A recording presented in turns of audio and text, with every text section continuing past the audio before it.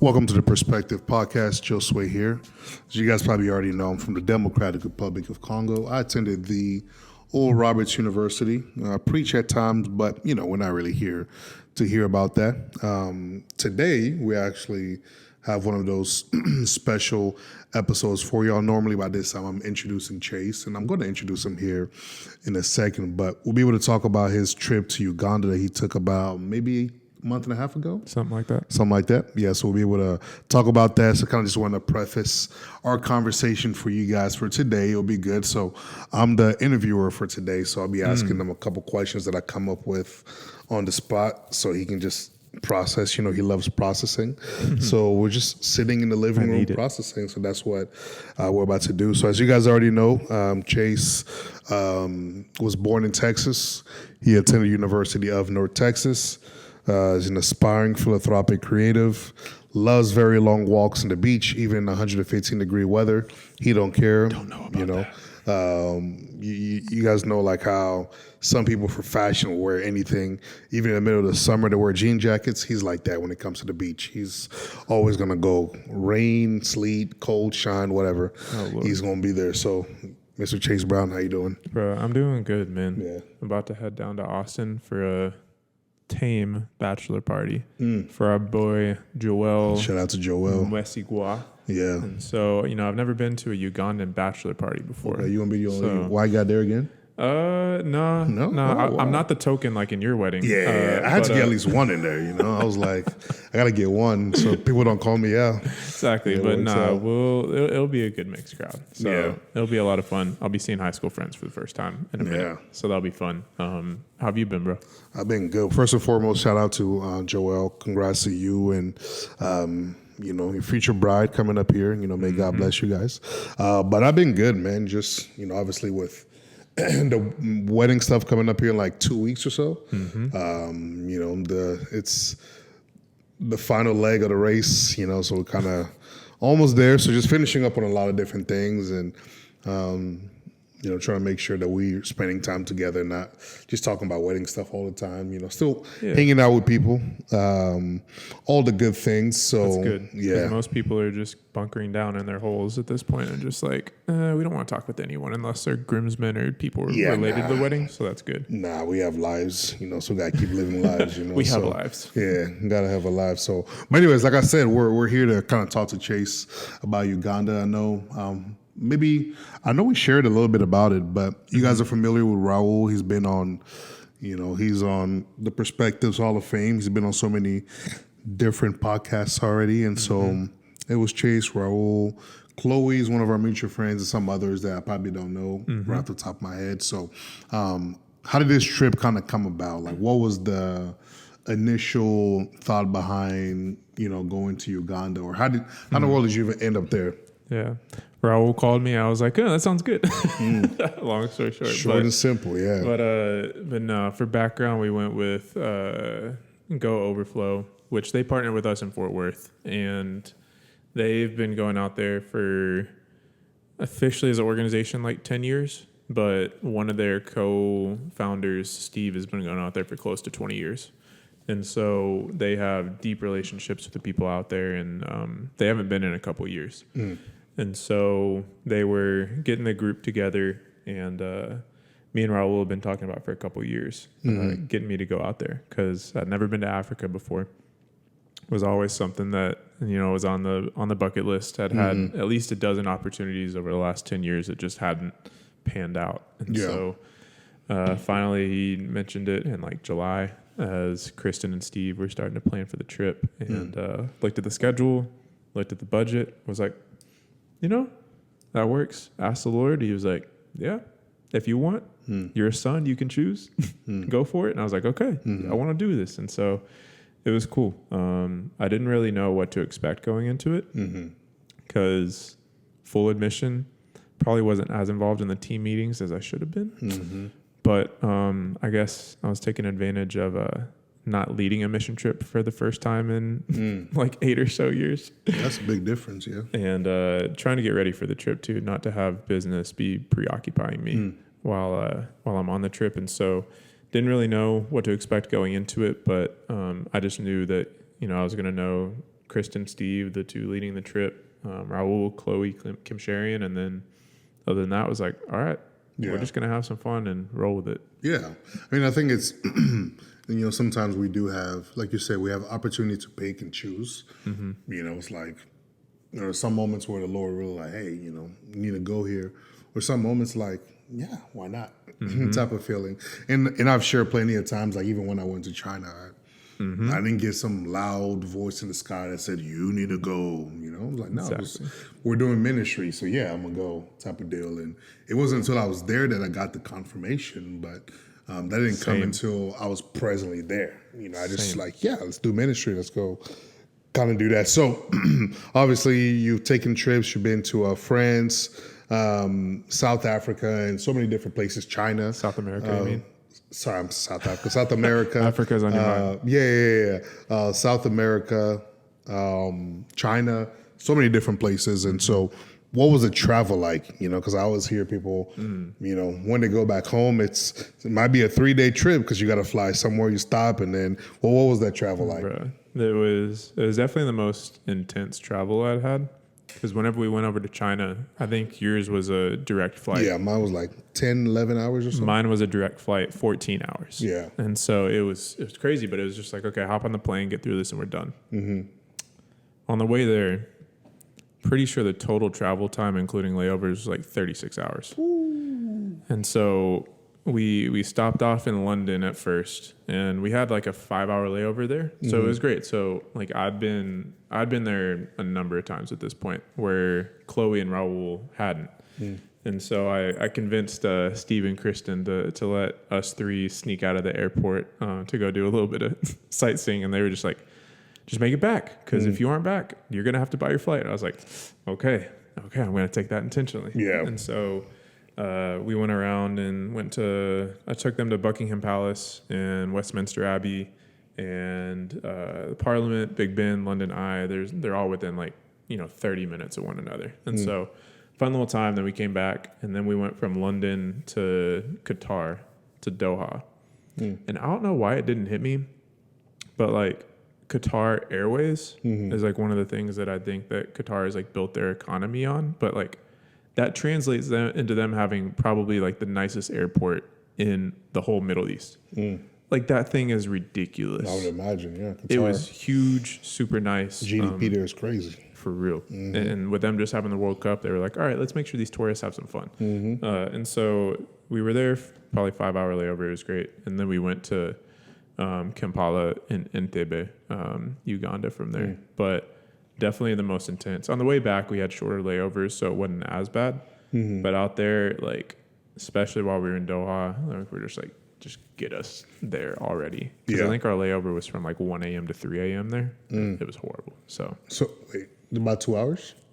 Maybe it was like 11 p.m. to 4 a.m., something like that.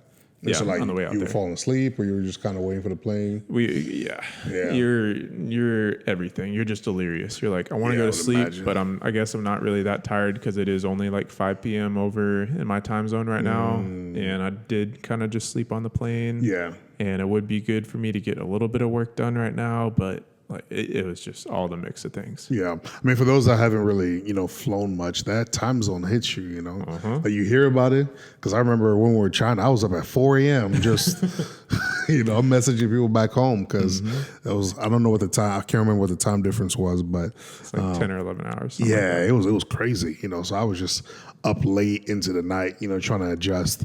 But so you guys get there, even like kind of going before. I do get to Uganda. What was the preparation like individually? And I know, being a delinquent, you skip those meetings, but what were that time of preparation like individually, or even those moments as a group? Yeah, I think it was unique where the group that came was from like 5 different states. So it was like 18 of us from 5 different states. So it's not like we could all get together and like get to know one another. So whenever we were out there, I didn't know whenever we landed 12 of the 18 people that we met up with at Doha.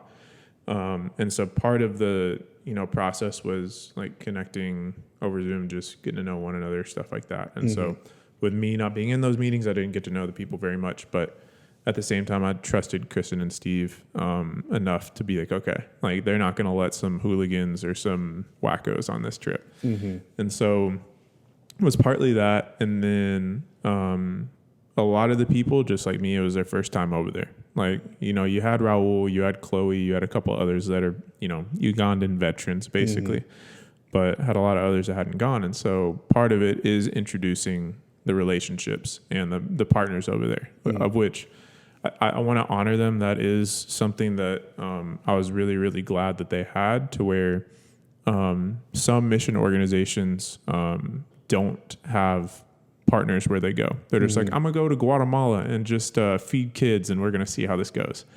Whereas them, with all of their work over there, they have partners in Kampala, partners in Kabale, the second city that we went to. And they've been working with them for anywhere from 4 years to 20 almost. And so deep relationships, deep opportunities to basically further what those organizations are already doing over there. And so introducing us to the partners and sharing the context for kind of what we're going to be doing, so we can mentally, spiritually prepare. And then just interceding over the trip, interceding over the people, connecting with our fellow trip mates to be able to just come into unity in prayer. And I think that was a really special thing too, that I hadn't necessarily done other than a couple gateway trips for a trip before. And so it was super valuable with that. And I guess before I end, one thing that I want to touch back on before I end is I feel like because I mentioned that mission organizations might not partner with organizations too much. I do feel like that is something that a lot of mission organizations have been correcting and purifying over the last like 10 or so years, where they realize like, hey, you know, it's not too loving and it's not too accommodating of us to just go in and just tell people how they should live or whatever. I think we'd heard of the situation with like Tom's shoes that maybe happened a while back, where in whatever countries that they were sending the shoes to, I think it might have been South Africa, but I can't remember.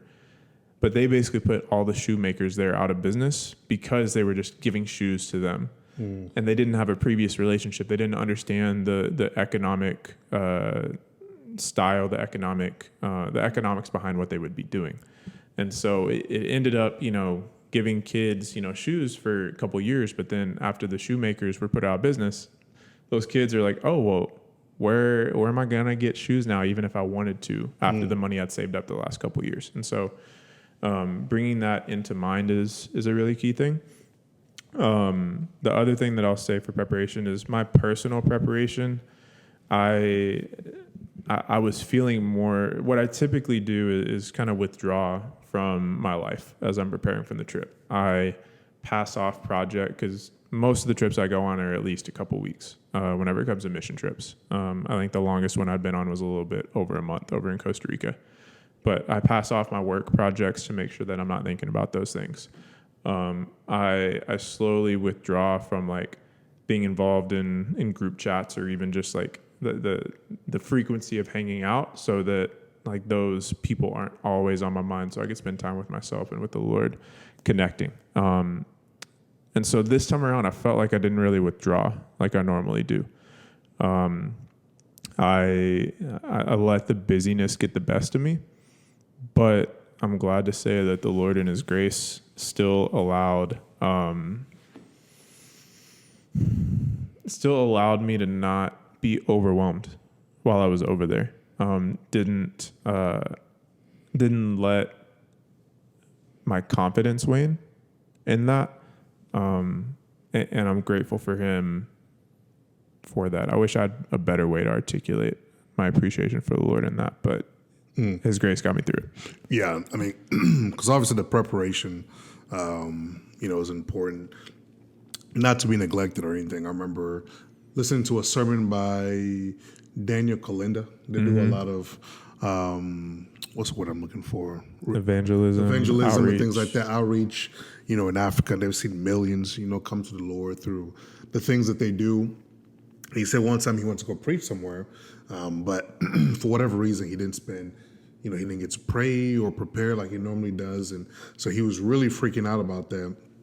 And the Lord really just challenged him, like, I got this. Okay. Do you trust your know? own efforts or me? Yeah. It was like one of those type of things. And so obviously preparation is good.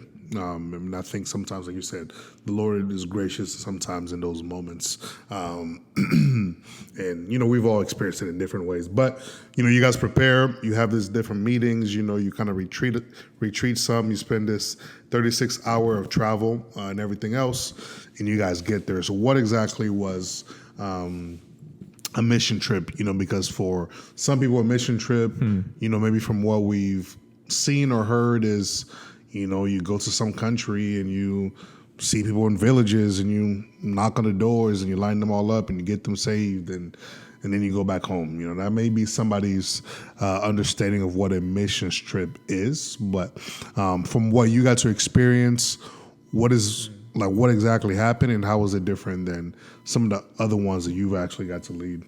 That's a really good question. Props to you for that. To go to the first question, like what comes to my mind whenever I think a mission trip or what a mission trip is kind of as I hinted at earlier, like something that's furthering what people are already doing there. It's a mission to help the community there, and whether that is discipleship, or whether that's teaching, whether that's outreach, whether it's economic development, whether it's even the simple of encouragement of just being there with them. I think it could look so many different ways, but it's contingent on relationship being the foundation, and then, okay, what is this mission that we can mutually agree upon that we're going to do in our set time here?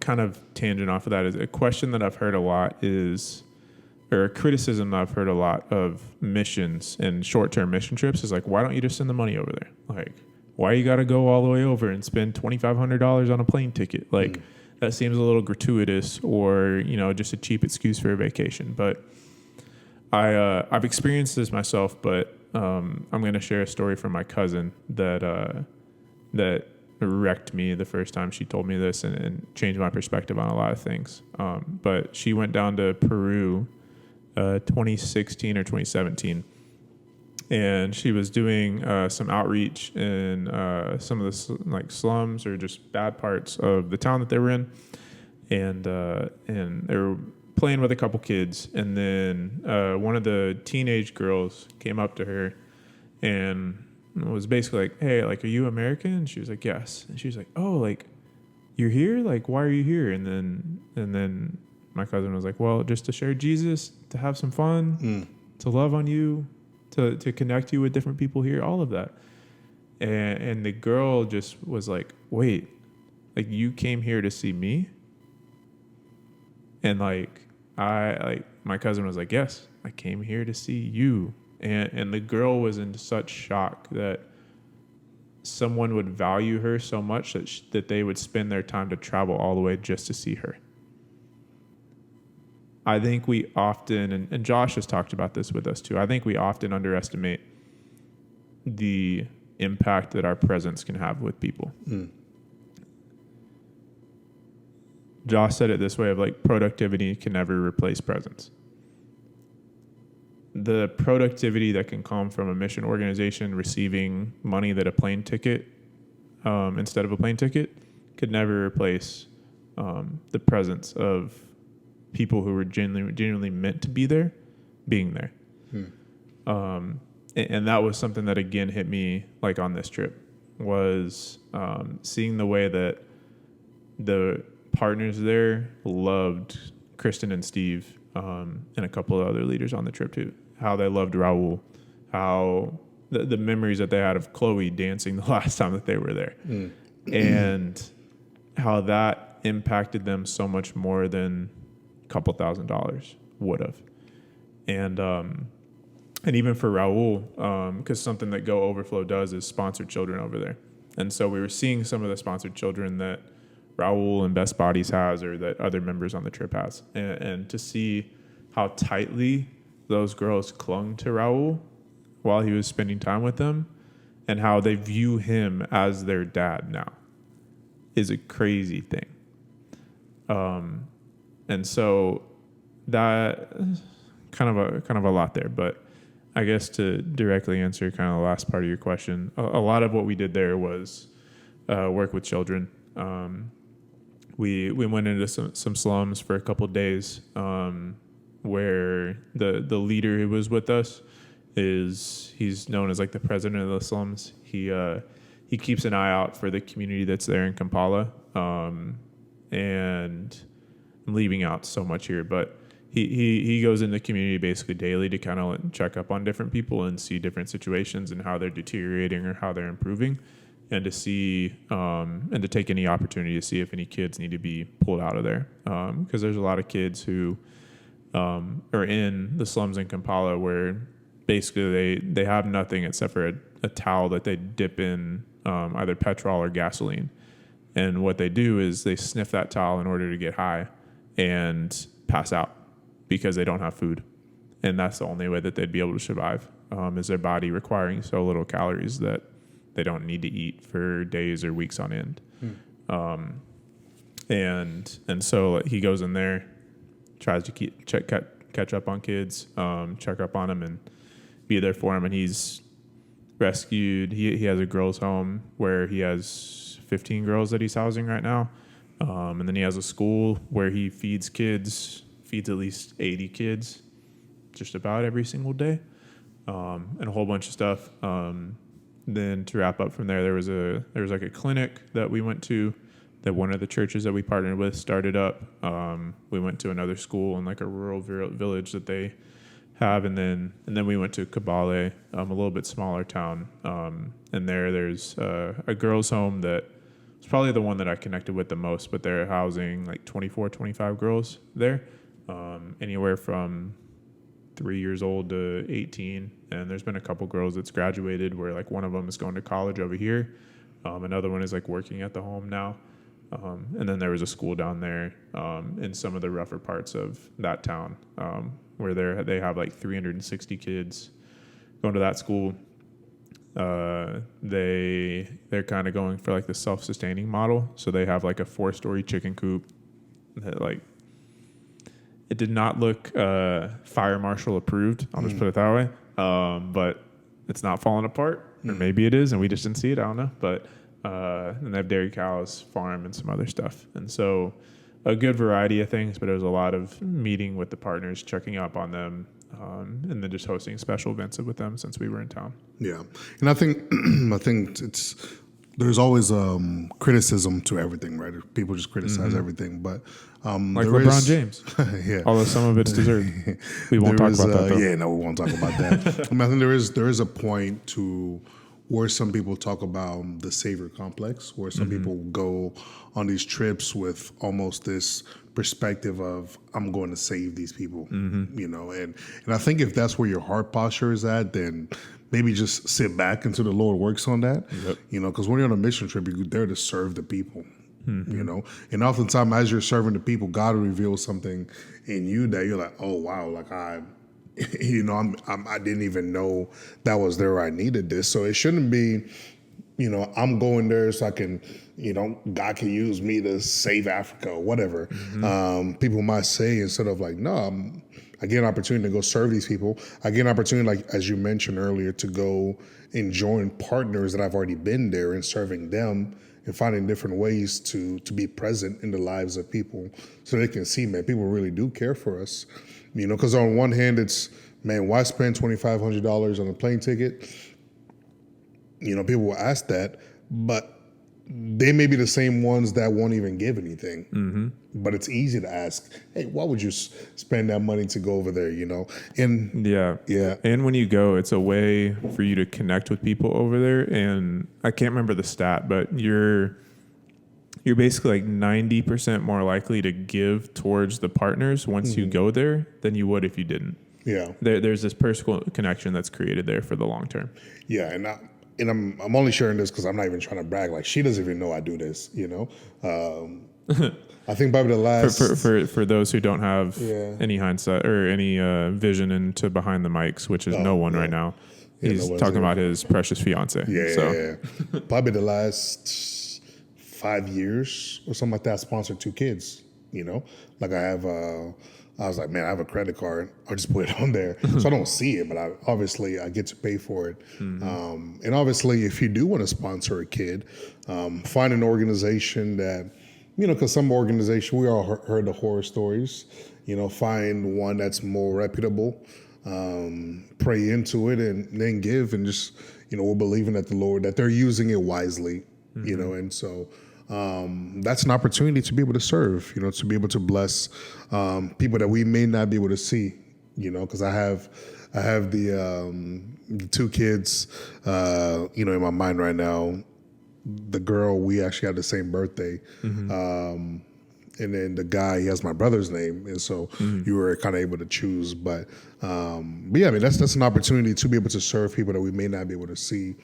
I think we actually, one of the Bible study groups that we did at one point, we got people together. I think we sponsored maybe like 2 kids, because people will just give every month, and then one of the guys was kind of over that and kind of just took care of that. So there's different ways to be able to do that, but it's also as important to be present as Chase is talking about, just being able to go there, be with the people, because you guys have heard us talk about so many times. On one hand, we do want people to go and experience missions. And on the other hand, it's just as important to do missions here in our own backyard. It's not just some kids in Africa or kids in Peru that need Jesus per se, as we like to say. Man, it's kids in South Oak Cliff, kids in Highland Park, it's kids in Malibu, wherever we may be, we can be on mission. Yeah, let's go on mission to Malibu. Yeah, let's do it. But it's crazy because like you wouldn't think that's a mission trip. Exactly. Because we think mission trip, we're like, I gotta go suffer. Then it's a mission trip. Like you a couple years back going on the mission trip to New York.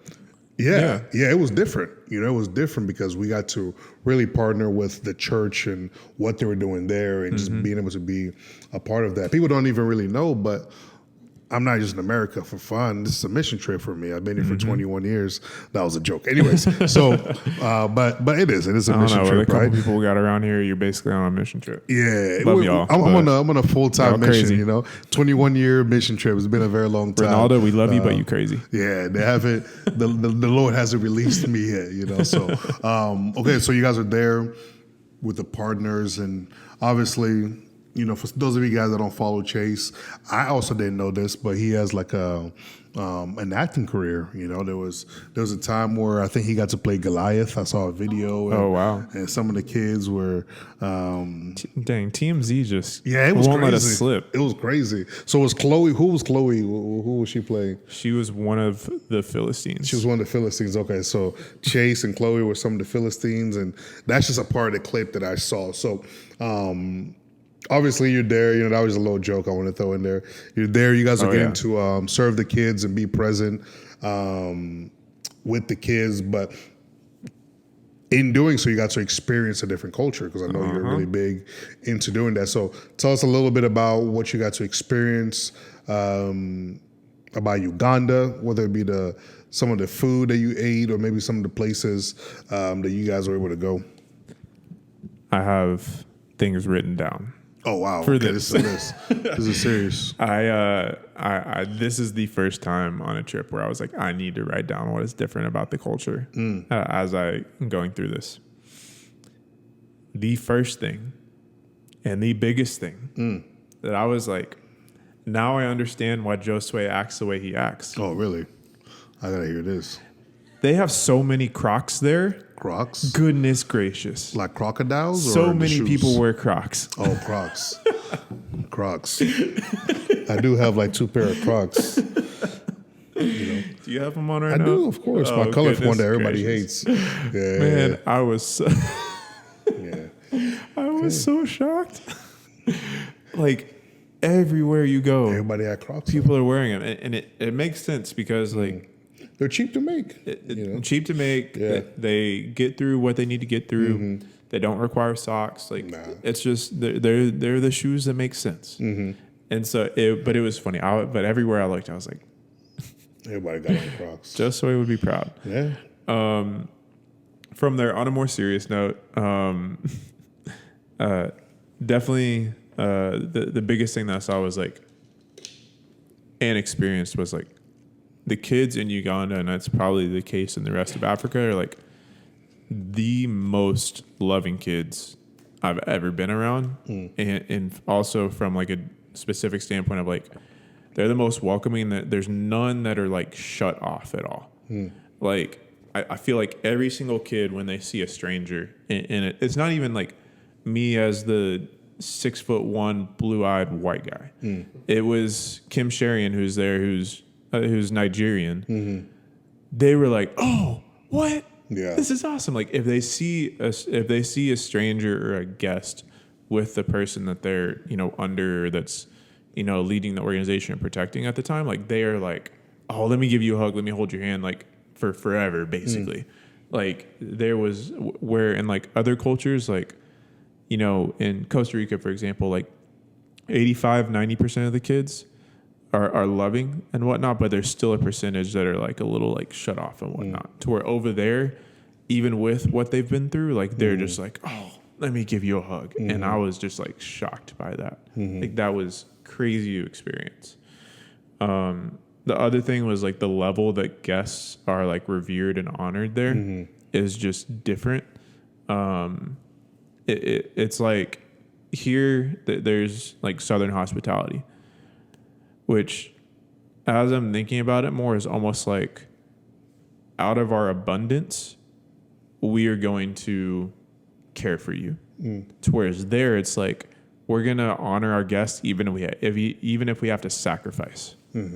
Like it's a crazy next level that I've experienced in microcosms and other cultures, because Costa Rican culture, Peruvian culture are similar to that. But like it was just next level there, where one of the schools pulled out basically this like buffet, and Mr. Collins was like shoving food down our throat, like just like eat, because it's disrespectful if you don't eat there. And it's just like, dang, well, I know you don't got very much money. And so this is like crazy for you to do this.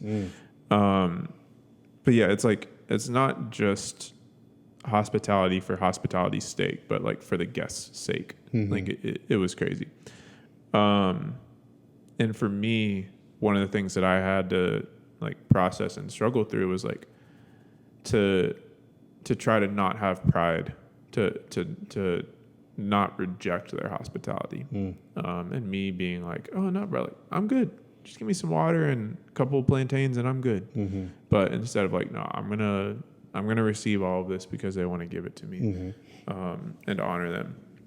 The only other thing, this was probably the most surprising thing to me, was I never thought I don't know why. I never thought there was going to be so many mosques and so many Muslims over there. I don't know why. I just didn't think that there was going to be any, but minimum for every church, there's a mosque somewhere, with how close it is to the Middle East, and just like how much the Islamic nation has like, evangelized, or whatever their term would be. And so I was definitely very surprised by that. But yeah, those were definitely some of like the cultural elements that was really cool. From the food, I gotta say it. And I think I told you this, and I told our boy Joel this, who's from Uganda, but it took us 4 days to find any food with flavor. Y'all Africans be talking all the time about how us Caucasian folk need to add spice to our food. When it took us 4 days That man to was find counting. anything with flavor. Now, I will say, I talked with Joel about this, who lived over in Uganda his first 18 years. And he did admit that Ugandan food is known for being probably the most bland in all of Africa. And so... Yeah, that couldn't be us. I can relate. And so I was like, man, give me some jollof. Like, give me something with spice. Need something, But it's just like a byproduct of like the majority of the food that they eat. I will say they did have reasonably good plantains. I still... Like, there's something special about Costa Rican plantains. That's amazing. It's that white powder, huh? Woo, something like that. Their fruit is bomb, especially pineapple. And then they have something there called chapati, which is basically a mix between like a tortilla and a pita bread. And I had endless amounts of that. It was amazing. It's like a little bit like rougher texture than like a tortilla, but yeah, it was great. Yeah. Other than that, there's nothing else that really comes to mind. But yeah. Yeah. There's a guy. He's in Mexico, I believe. And he goes to a lot of the local villages over there. Him and his team, they've been there for a number of years now, and he always talks about, we always get these people that are like, because he's American himself, country dude. If you saw him, you would think he's like, working on the farm. That's just his appearance. Yeah. But he's been in Mexico so long, so he always says you Americans, even though he's one too. But he was like, yeah, I always get these Americans that want to reach out and say, hey, we want to come and spend time and do what you guys are doing. And he's like, hey, I always tell them, like, if you come here, for example, and you're given food and you reject it, you lose the people, And it being one of those things where it's like, you have to be mindful of that. Because if someone is giving what they have, especially in environments where they may not have a lot, and you're in a place where it's like, it's not my type of food, and you reject it, that's easy, to quickly lose the person. So that's always something to kind of be mindful of. Obviously, there'll be moments where there's dietary restrictions or maybe allergic to something, but I don't know what that percentage is for that. But that's always just something to be mindful of when you're going to these foreign places and being received and people wanting to show you their hospitality. The best way for people to do that is oftentimes to offer you food. So just kind of just taking that in your heart already. The food may be different. It may not taste to your liking, but just do your best. Kind of just go into it with that in mind. But yeah, go ahead. Ooh, the last cultural thing is there, and I'm sure it's the case in most of Africa as well. There is a difference between praise and worship. I didn't know that going into it, and so they were like, "Okay, we're gonna go into like our moment of praise," and it was like dancing and you gotta and all the things that I normally don't do. Yeah, which they were they were mostly respectful. They were very respectful. And then worship is like what we think of whenever we think of like praise and worship over here in America. But it's cool to see the distinction. Yeah, you definitely have to sweat, during praise. People are jumping. And they make you wear pants. Yeah, no, it's. Why are you making me wear pants when I'm gonna sweat? Yeah, it's a lot. It's a big. That's definitely a big thing. Like the difference between like praise and worships and things like that. But just to kind of start landing, I know you got some other things that you got to do, but you're there for how long was it? A week and a half? It was about, we were in country for a little over 10 days. The total trip was like 14 or 15 days. Okay. So a little bit over 2 weeks. And then you get back and, that could be a shock. But obviously you've been on plenty of trips, so you're kind of just used to that process. Obviously we've talked about the app and everything else, but since coming back, how has it been like trying to process the trip and the time there and everything along the lines? Yeah. To be fully honest, not. I don't think I've been super intentional with processing it. And this is coming from the guy who's been wanting to write a book on how to process post-mission trip for 4 years. And so maybe I'm writing that book more so for myself than anyone else. But no, I think the two biggest things I've been processing through, with still so much more that I need to think through is, and the way that I've been doing this is conversation with people and time with the Lord, of asking him his heart for like these two things that I've been pondering on. The first thing is I didn't connect with the partners over in Uganda or just the place of Uganda like I thought I was going to, which isn't a bad thing. Because honestly, what it's allowed is it's reminded me those places that I do feel that godly connection at, where like, hey, there's something on this here for me, and there's something pulling me here.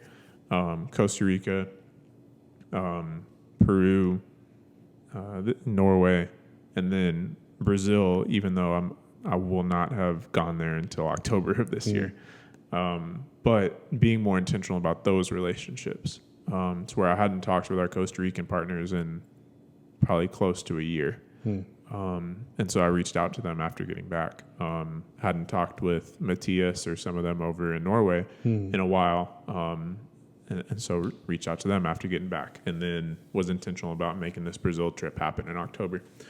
And so that's the biggest thing. One of the biggest things I've been processing from a practical sense, from a mental sense. And I posted about this on Instagram, but while we were in the slums, basically I wasn't getting overwhelmed like I thought I was going to. Raul had kind of been hyping up the slums there for a little bit in terms of, we'd be out at our outreaches locally here, and like the one smell that I can't do is human feces. Like I can do just about anything else. That, no.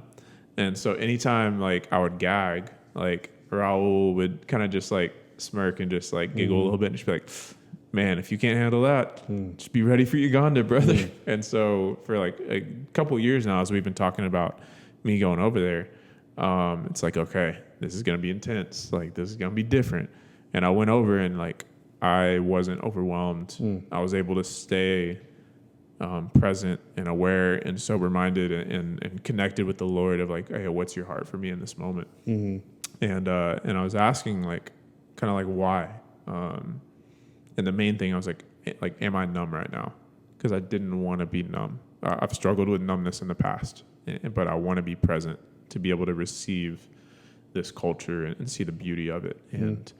And I know that like when like the second that we landed and I saw this sign outside the airport that said "Welcome to the Pearl of Africa," like immediately I felt the presence of the Lord and just like my heart come alive again. And so 3 days after that, I'm like, Lord, I want to make sure my heart's not shutting down. And he told me, you doubt you've experienced as much as you truly have. I was like, elaborate a little bit more. Like I need some more here. And he took me back to one of my first trips in Costa Rica, and we were doing basically the same work there, where we were in the slums in a really rough area, same level of extreme as I saw in Uganda, just less square footage, less square mileage. And I was completely taken out. Like I was overwhelmed. I was eyes wide open. I was like, guys, I'm sorry. Like I need to tap out. Like I can't take this right now. And for a couple of years, like that marked me, to where it took me like a couple years to be able to fully process that experience, to where for a while, and I think I talked with you about it like back like 2018, 2019 when I was going through it, but like I like whenever I was at parties, like I was like, I feel guilty for having any sort of joy right now, and I couldn't get those kids out of my mind. But in the sitting with the Lord and being able to process that experience over the course of time and taking it for what it was, it's allowed me to be equipped in a way for these moments in the slums in Uganda. It made me realize like I've been to over 20 countries now.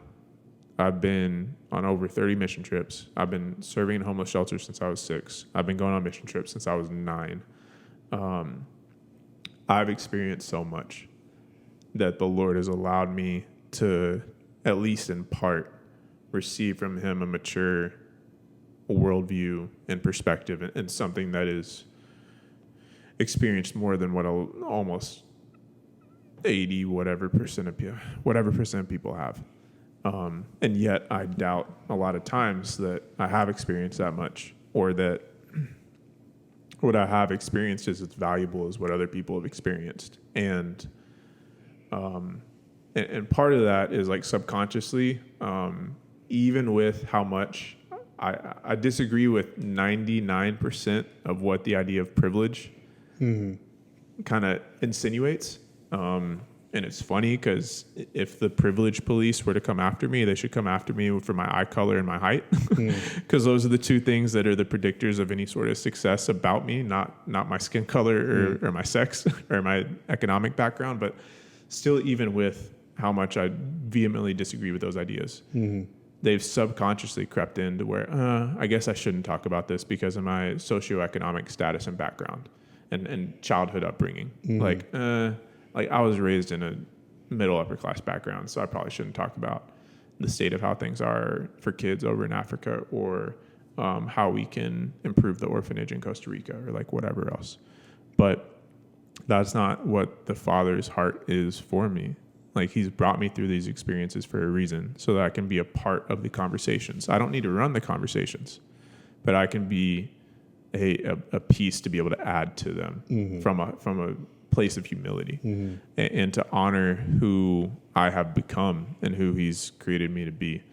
And so in it, like there is this realization of like, okay, like there is this full mature worldview and perspective and experience and outlook and character that he's created in me, and I need to honor that. And so I don't know what the result of that is going to be, which is sort of what I'm processing right now. Like, I don't know if it's going to be me walking with more humility, more confidence,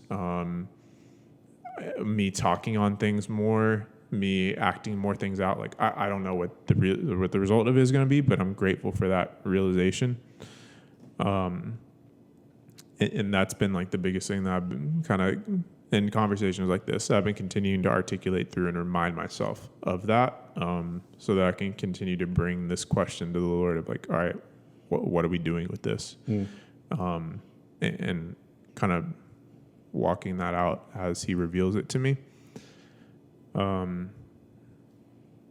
Yeah, there's about 25, which is a small number for me, but about 25 other notes in a folder called Uganda that I still need to journal and think through and process through. Because like there's a note in here about like what is this trip revealing about me? And it has like, it's brought back my heart. My expectations often get out of hand. Because they get lofty, and I also seemingly can't control them.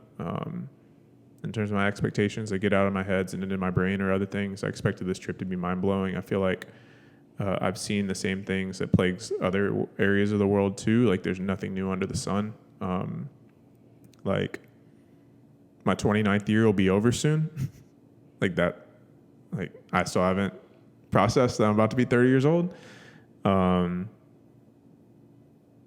And then Raul said this thing like where he was having a conversation with someone in a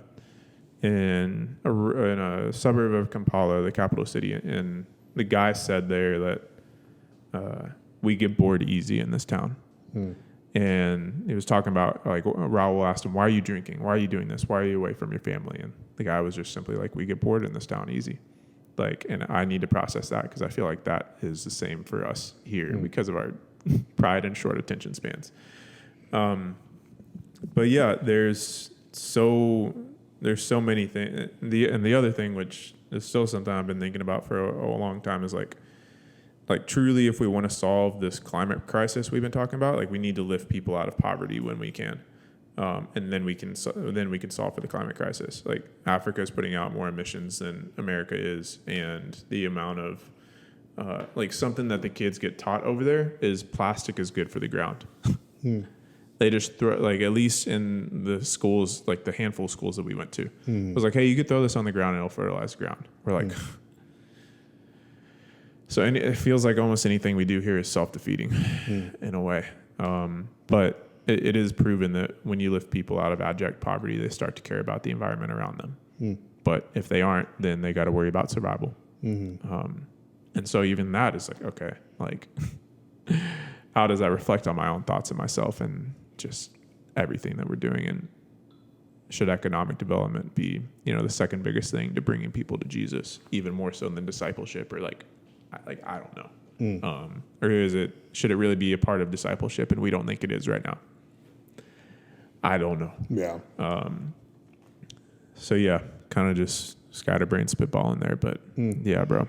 Yeah, I mean, there was definitely a lot of good things to think about. I think sometimes when you start thinking about all the world issues, you realize just how many there are, and it's like I don't think one person can fix it, because it's not possible for one person to fix it.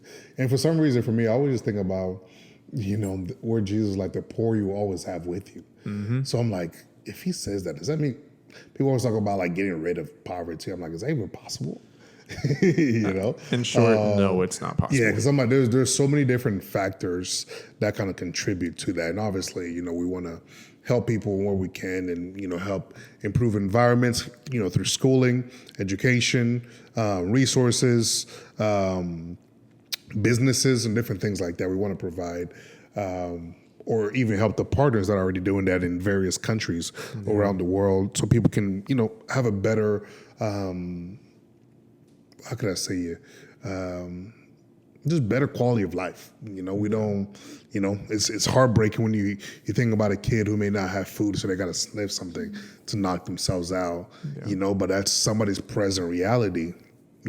Not that this has to make you feel guilty and you go sell your house and go sleep on the street. That's a little dramatic, but it's okay. How do I think about that kid? How could I impact a kid in that situation?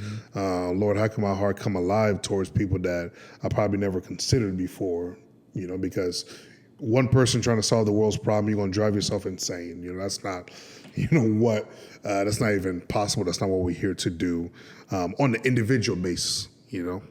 Maybe as a collective, we could do more, right? So how do we kind of put our heads together, trying to figure out different ways to address different things? But that's a story for another day. I do got a question for you, though. Because you've been through a lot. You've experienced more than what many people have. Cultural standpoint, family standpoint, life standpoint, all of that. So like what I was talking about in terms of me and the Lord trying to get me to honor like the perspective and the maturity and the worldview that he's created in me.